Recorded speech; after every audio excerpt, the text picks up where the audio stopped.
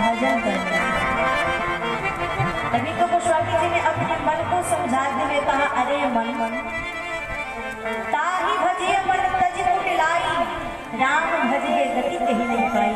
तो कुटिलाई छोड़ करके राम जी का भजन कर, क्योंकि इस दुनिया में ऐसा कौन सा व्यक्ति है जिसने राम का भजन किया हो उसे गति नहीं मिली, अर्थात ऐसा कोई है ही नहीं। जिसने भी राम का भजन किया उसे गति अवश्य मिली। तो भजन कैसे करना है? बोले कुटिलाई छोड़कर बिल्कुल शरण बनकर के हमें भगवान का भजन करना है। और मैं निवेदन करूं आपसे, बड़ा सुंदर शब्द है शरण, 3 अक्षर का शब्द है श र ल, बिल्कुल सिंपल सा, न आगे कोई आकार है न पीछे कोई आकार है, श र ल, बहुत सिंपल शब्द है। लेकिन कहते हैं इस दुनिया का सबसे टेढ़ा काम यदि कोई है तो वो है हम आप जैसे जीव का शरण हो जाना। सबसे टेढ़ा काम, सब कुछ आ जाता है हमारे जीवन में पर सरलता नहीं आ पाती। अभिमान लेकर के बैठे रहते, हम तो ये हैं, हम तो वो है। महाराज कहते अभिमान लेके बैठेंगे यहाँ से बड़े बड़े आकर के चले गए, पद का अभिमान लेकर के बैठ जाते कई बार हम। ये कौन है? बात करो इनसे। बोले ये भूतपूर्व मंत्री जी, ये भूतपूर्व विधायक जी हैं, ये भूतपूर्व सांसद जी हैं। महाराज पद ने छोड़ दिया इन्हें, पर इन्होंने अब तक पद नहीं छोड़ा, इसलिए नाम क्या कि भूत लग गया, भूतपूर्व बन गया। इसीलिए गोस्वामी जी कहते हैं पद लेके कभी बैठना ही मत। पद लेके बैठोगे तो भूतपूर्व बन जाओगे, पर पद लेके आप नहीं बैठोगे तो हमेशा आप में नवीनता बनी रहेगी। लेकिन अभिमान आ जाता है, सब कुछ आने के बाद बस 2 बूंद अभिमान का जैसे हमारे अंदर आके पड़ता है महाराज, सब कुछ बेकार हो जाता है। विद्वान है इस बात का अभिमान, हम रूपवान है इस बात का अभिमान, हम धनवान है इस बात का अभिमान, हम ऐश्वर्यवान है इस बात का अभिमान, बात में अभिमान आ जाता है। तो स्वामी जी कहते अगर अभिमान किया तो चले जाओगे, क्योंकि हम तुम क्या कितने महारथी इस जग में आकर चले गए, हम तुम क्या कितने महारथी इस जग में आकर चले गए, जाने को तैयार नहीं थे, पछता कर चले गए। और सहस बाहु 10 बदन आदरक, बचे न काल बली थे। महाराज रावण से विद्वान हम नहीं हो सकते, रावण बहुत बड़ा पंडित था, रावण से धनवान हम नहीं हो सकते जिसने सोने की लंका बसा दी थी। सहस बाहु 10 बदन आदरक, बचे न काल बली थे, हम करि धन धाम सवारे, अंत चले उठ बीते, मन पछतई है अवसर बीते। इसलिए अभिमान नहीं होना चाहिए, कुटिलाई छोड़ दो। किसी ने कहा शरण का मतलब क्या है? शरण कौन हो सकता है?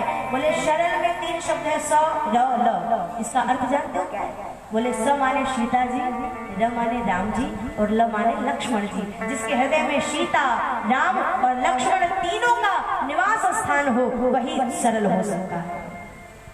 अर्थात जिसके हृदय में सीता, राम और लक्ष्मण बसे हो वो सरल हो सकता है। सरल बनकर के भगवान का भजन करना है, भगवान कृपा करेंगे। हनुमान जी महाराज ने कहा प्रभु पर मुझसे तो भजन बनता ही नहीं, मैं क्या करूं? और मैं तो भजन का कोई उपाय भी नहीं जानता, मैं भजन का कोई उपाय नहीं जानता, लेकिन फिर भी मैं निश्चिंत हूँ। दुनिया डरती है। कबीरदास जी यद्यपि कहते हैं बीत गयो दिन भजन बिनारे, बालापन को खेल गवायो यौवानी में मान घनारे। बीत गयो दिन भजन बिनारे, लेकिन मुझे डर नहीं है, मैं निश्चिंत हूँ। क्यों? गोस्वामी जी महाराज आग्रह करते हैं, श्री हनुमान जी महाराज ने निवेदन किया, सेवक सुत पति मातु भरोसे, रहई असोच बनहि प्रभु घोष। मैं निश्चिंत हूँ। क्यों? बोले जैसे सेवक अपने स्वामी के भरोसे निश्चिंत रहता है और सुत अपने माँ के भरोसे अर्थात बेटा अपने माँ के भरोसे निश्चिंत रहता है, वैसे ही मैं भी हे नाथ आपके भरोसे निश्चिंत हूँ। सेवक स्वामी के भरोसे निश्चिंत रहता है, जब मेरे स्वामी मेरे साथ नहीं तो घबराने की क्या हो सकता है। और बेटा माँ के भरोसे निश्चिंत रहता है, जब माँ है ही मुझे घबराने की क्या हो सकता है। माँ बच्चे को जब अपने गोद में लेती है तो कहते हैं चलती तो माँ है पर बच्चा भी अपने निश्चित स्थान पर पहुंच जाता है। बच्चे को चलने की आवश्यकता नहीं होती है, माँ ने बच्चे को गोद में उठा लिया तो बच्चा भी पहुंच जाता है। तेरी रहमत का अजीब करिश्मा देखा हमने, तेरी रहमत का अजीब करिश्मा देखा। चलता तो तू है पर पहुंचता मैं। प्रभु आप चलते हैं पर पहुंच मैं जाता हूं, ये आपकी कृपा है। कई बार हम लोग जब यात्रा करते हैं रेलगाड़ी में बैठकर, बस में बैठकर, कार में बैठकर, किसी का फोन आ गया तो क्या कहते हैं, कहाँ पहुंचे? बोले आ रहे हैं, चलते आ रहे हैं, चल रहे हैं। अब आप बताइए ट्रेन में बैठ कर क्या आप चलते हैं? बस में बैठ के क्या हम आप चलते हैं? चलती गाड़ी है, चलती ट्रेन है, पर हम कहते हैं चल रहे हैं, आ रहे हैं। मतलब क्या है? बोले हम बैठे हैं ठाकुर जी की शरणागति रूपी रेल में, ठाकुर जी की कृपा रूपी सीट पर बैठ करके यात्रा कर रहे हैं। मंजिल ठाकुर जी की कृपा से मिल रही है। करते हो तुम कन्हैया मेरा नाम हो रहा है, करते सब ठाकुर जी हैं और नाम हमारा हो रहा है। हनुमान जी कहते प्रभु इसी प्रकार से मैं भी निश्चिंत हूँ, सेवक श्रुतपति मातु भरोसे, रही असोच बनहि प्रभु पोषे। मुझे चिंता करने की आवश्यकता नहीं, मैं निश्चिंत हूँ, क्योंकि मेरे साथ मेरे पिताजी हैं और मेरी माँ भी है। एक बार किसी ने कहा माँ और बाप में अंतर जानते हो क्या होता है? किसी ने कहा माँ बाप में अंतर क्या हो सकता है? भाई माँ बाप दोनों बराबर ही है, मातृदेवो भव पितृदेवो भव, माँ बाप में अंतर क्या हो सकता है? बोले नहीं नहीं, माँ बाप में अंतर जरूर है। क्या अंतर है? बोले माँ में और बाप में थोड़ा सा तो अंतर है। बोले हम जब बाप कहते हैं तो मुख बंद हो जाता है, बाप मुख बंद हो जाता है कि नहीं?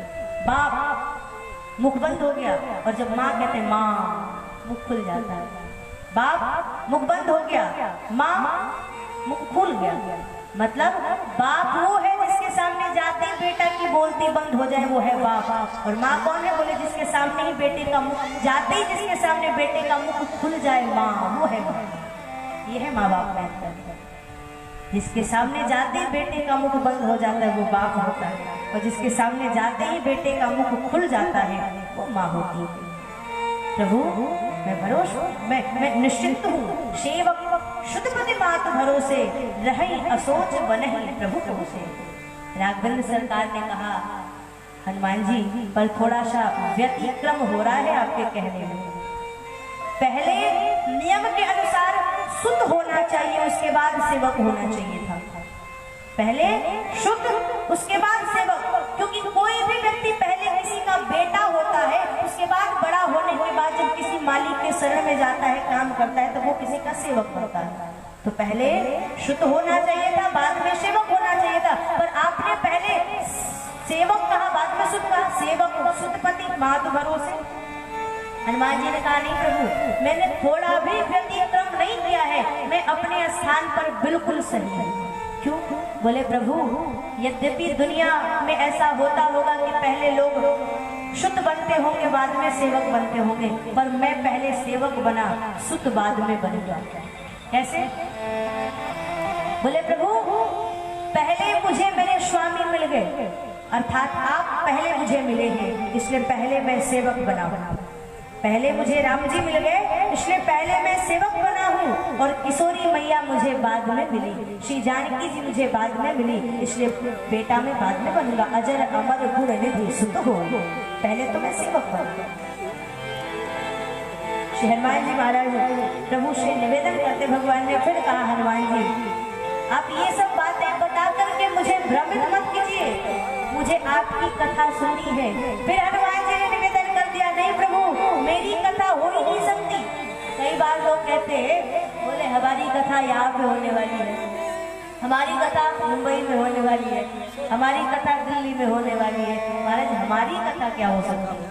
कथा तो राम जी की होती है, तो ये कहना चाहिए राम जी की कथा दिल्ली में होगी, राम जी की कथा मुंबई में होगी, हमारी कथा कभी हो ही नहीं सकती। कथा तो राम जी की होती है, जीव की तो केवल व्यथा ही होती है।